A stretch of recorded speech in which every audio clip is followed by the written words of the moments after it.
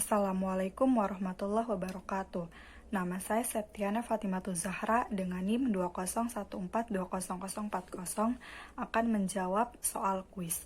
Yang pertama, jelaskan rukun, syarat, dan ketentuan dari gadai syariah. Rukun gadai syariah. Yang pertama, adanya ijab kabul. Yang kedua, adanya pihak yang berakad, yaitu pihak yang menggadaikan dan yang menerima gadai. Yang ketiga, adanya jaminan berupa barang atau harta. Dan yang terakhir, adanya utang.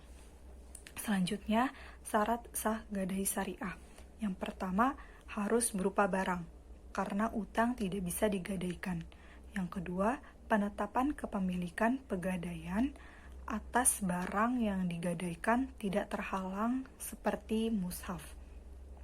Yang ketiga, barang yang digadaikan bisa dijual manakala sudah masa pelunasan utang gadai.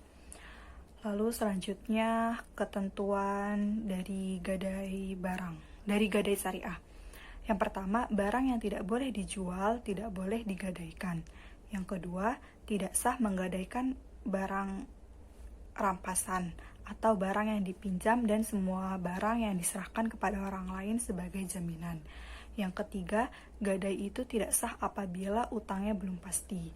Yang keempat, disyaratkan pula agar utang piutang dalam gadai itu diketahui oleh kedua belah pihak. Yang kelima, menerima barang gadai oleh pegadaian adalah salah satu rukun akad gadai atas tetapnya gadaian. Yang keenam, seandainya ada orang yang menggadaikan barang namun barang tersebut belum diterima oleh pegadaian, maka orang tersebut boleh membatalkannya. Yang ketujuh, penarikan kembali atau pembatalan akad gadai itu ada kalanya dengan tindakan.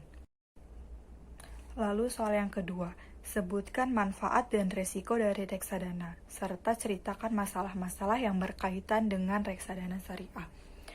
Manfaat reksadana. Yang pertama, pemodal walaupun tidak memiliki dana yang cukup besar dapat melakukan diversifikasi investasi dalam efek, sehingga dapat memperkecil resiko. Yang kedua, reksadana mempermudah pemodal untuk melakukan investasi di pasar modal. Yang ketiga, efisiensi waktu. Pemodal tidak perlu memantau kinerja investasinya karena sudah dilakukan oleh manajer investasinya. Lalu selanjutnya, resiko reksadana. Yang pertama, resiko berkurangnya nilai unit penyerta. Resiko ini dipengaruhi oleh turunnya harga dari efek yang masuk dalam portofolio reksadana tersebut. Yang kedua, resiko likuiditas. Resiko ini menyangkut kesulitan yang dihadapi manajer investasi jika sebagian besar pemegang unit melakukan penjualan kembali atas unit-unit yang dipegangnya. Lalu resiko yang terakhir, resiko prestasi. Resiko ini timbul jika perusahaan tidak segera membayar ganti rugi.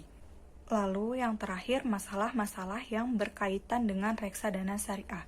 Yang pertama, reksadana relatif dikenal hanya pada kalangan masyarakat tertentu, terutama pada investor yang akan menanamkan modalnya, dan masyarakat yang mempunyai kepentingan terhadap keberadaan reksadana syariah, seperti pelaku bisnis, praktisi, dan akademisi di bidang ekonomi syariah.